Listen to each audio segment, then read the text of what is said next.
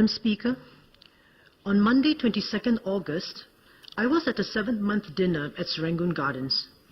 At just after 10 p.m., someone at a neighboring table showed me her phone, carrying the news that President S.R. Nathan had passed away. My immediate thoughts were, how typical of him.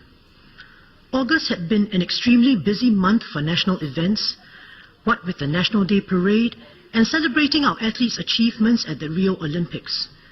It may have been a sheer coincidence, but he passed away just after the National Day rally, as if to ensure that his death would not disrupt the national calendar nor pose an inconvenience to the country's leaders. Much has already been said about President Nathan's career in public service. When Singapore was forced out of Malaysia in 1965, the survival and future of Singapore was by no means assured. During Mr. Nathan's time in the Ministry of the Interior and Defence, or MID, he and my father got to know each other, as my father was in the first batch of officers in a very young army. They and their colleagues worked voraciously alongside the late Dr. Goh Keng Swee to build our defences and lay the foundation for Singapore to stand tall in the world. I was a young child then, and would occasionally go with my father to army camps and wait for him while he worked on such matters. Although my personal recollection of Mr. Nathan from those days is very hazy, I distinctly recall my father describing him as a person with absolute loyalty to our then Prime Minister, the late Mr. Lee Kuan Yew. Working together in those testing times must have built lasting bonds among the pioneer generation. I understood recently from a mutual friend of theirs that while Mr. Nathan and my father were quite different in temperament, they nevertheless enjoyed very cordial relations founded on mutual respect. Unfortunately, my father is today unable to help me prepare more adequately for this tribute, as he is advanced in years and weakened by illness, as are many in that generation. When I became a non-constituency Member of Parliament in 2006, Mr. Nathan was in office as President. Although he never explicitly said so, I believe he took a special interest in me because of his friendship with my father.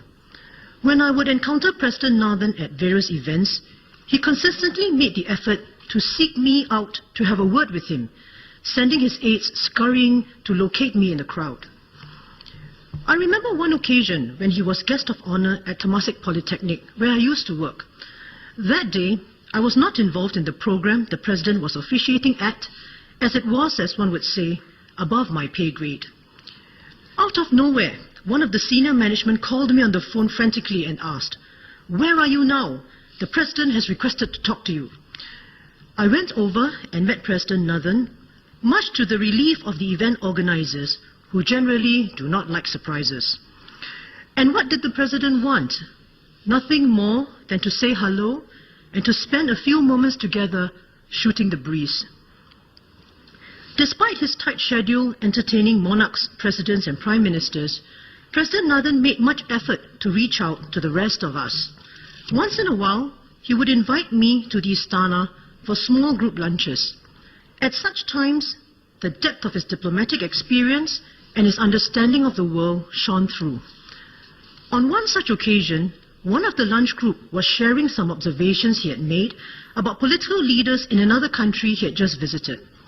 This person had concluded that one of the ministers there was not up to the mark, as the minister had remained silent throughout an official meeting with Singapore's high-level delegation. This drew a swift rebuttal from President Nathan, who proceeded to give all of us a primer into the way governmental power was organized in that particular country and why a minister there would deliberately remain silent in certain contexts. By the time lunch was over, President Nathan had not only shown his depth of worldview, but had simultaneously put some of us in our places, diplomatically, of course. President Nathan's knack for remembering the personal details of others shone even in death. When his body was lying in state at Parliament House on 25th August, the Workers' Party members of Parliament queued to pay our respects. We were then kindly marshalled to meet Mrs. Nathan, who was sitting behind a screen. When Mrs. Nathan saw Mr. Lau Tia Kiang, she queried, "Can I ask you a question? Were you a teacher?" Apparently, she had been having arguments with her husband over this and wanted to clarify the matter once and for all. When she saw Associate Professor Daniel go, Mrs. Nathan remarked, "You are the newest one." Madam, when I first learned of Mr. Nathan's death, I uploaded on Facebook a photograph taken at the Istana of President Nathan looking me in the eye and shaking my hand. A member of public later posted a caption of the photograph which read, "All citizens are equal. Respect each other."